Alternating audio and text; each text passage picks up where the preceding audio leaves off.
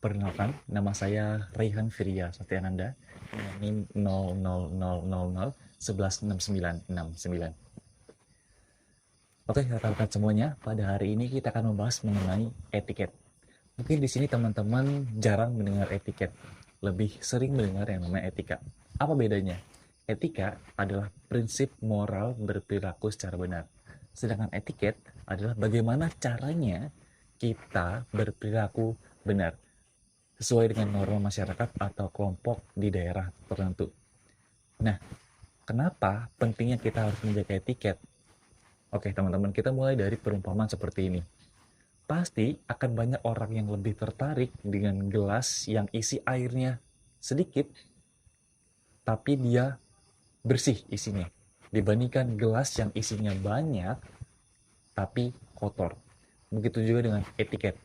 Banyak orang-orang yang tertarik kepada orang-orang yang pintar dan memiliki etiket yang tinggi.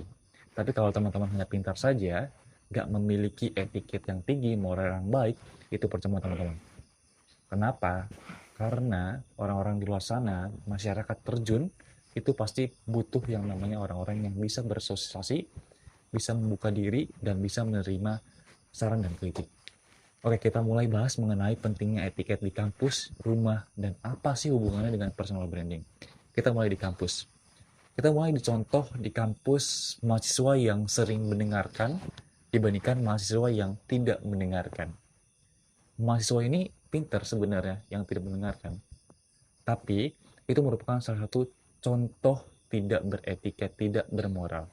Kenapa? Karena di depan orang ada yang menjelaskan, sedangkan dia sibuk sendiri bermain HP.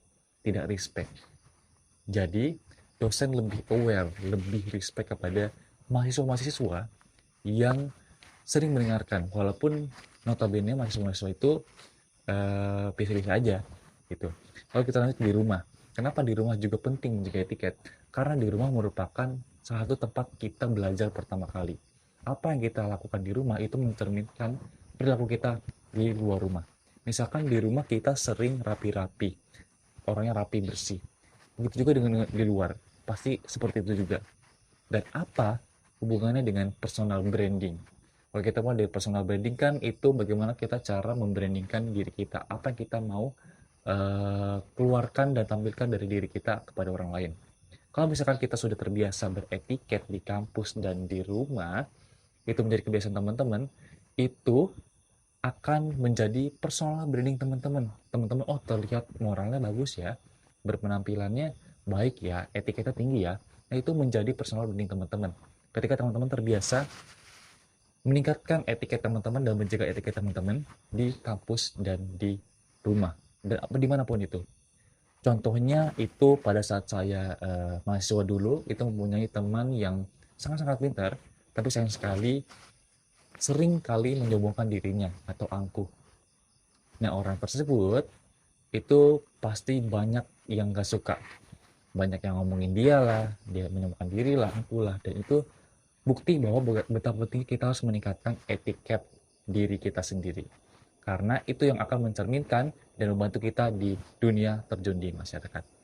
Sekian, terima kasih, semoga bermanfaat.